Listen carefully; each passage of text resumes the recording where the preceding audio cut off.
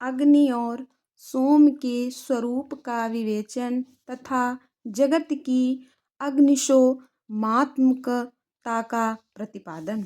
ऋषियों ने पूछा, प्रभु, पार्वती देवी का समाधान करते हुए महादेव जी ने यह बात क्यों कही कि संपूर्ण विश्व अग्निशोमात्मक एवं वागार्थात्मक है? ऐश्वर्य का सार एकमात्र आज्ञा ही है और वह आज्ञा तुम हो। अतः इस विषय में हम क्रमशः यथार्थ बातें सुनना चाहते हैं।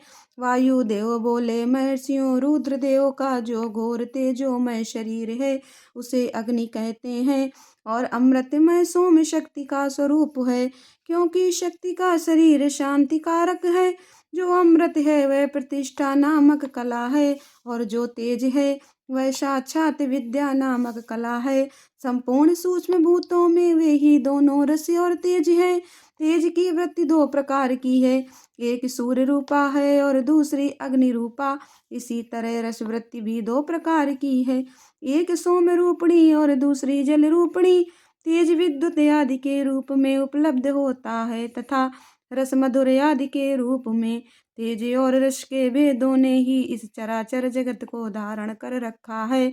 अग्नि से अमृत की उत्पत्ति होती है और अमृत स्वरूप घी से अग्नि की वृद्धि होती है। अतएव अग्नि और सोम को दी हुई आहुति जगत के लिए हितकारक होती है।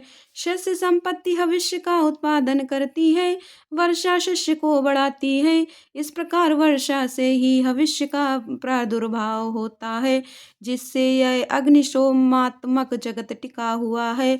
अग्नि वहाँ तक ऊपर को प्रज्वलित होता है जहाँ तक सोम संबंधी परम अमृत विद्यमान है, और जहाँ तक अग्नि का स्थान है वहाँ तक सोम संबंधी अमृत नीचे को झरता है।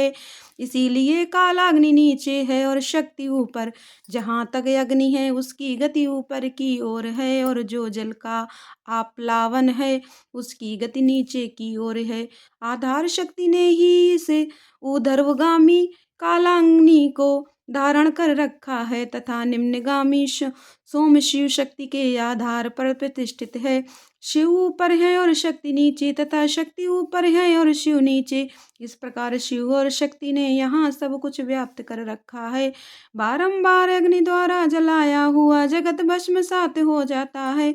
यह अग्नि का वीर है।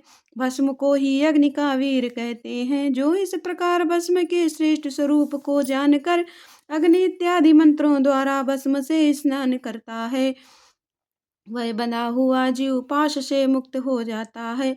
अग्नि के वीर रूप भस्म को सोम ने अयोग युक्ति के द्वारा फिर आप्लावित किया, इसलिए वह प्रकृति के अधिकार में चला गया। यदि योग युक्त से शाक्त नम्रत वर्षा के द्वारा उस भस्म का सब ओर आप्लावन हो तो वह प्रकृति के अधिकारों को निवृत्त कर देता है। अतः इस तरह का अमृत प्लावन सदा मृत्यु पर विजय पाने के लिए ही होता है। शिवाग्नि के साथ शक्ति संबंधी अमृत का स्पर्श होने पर जिसने अमृत का प्लावन प्राप्त कर लिया उसकी मृत्यु कैसे हो सकती है? जो अग्नि के इस प्रकार गुहा स्वरूप को तथा पूर्वोक्त अमृत प्लावन को ठीक ठीक जानता है, वह अग्निशोमात्मक जगत को त्याग कर फिर यहाँ अजन्म नहीं लेता।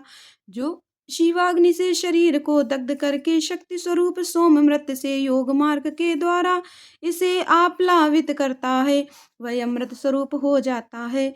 इसी अभिप्राय को हृदय में धारण करके महादेव जी ने इस संपूर्ण जगत को अग्निशोमात्मक कहा था। उनका वह कथन सर्वथा उचित है।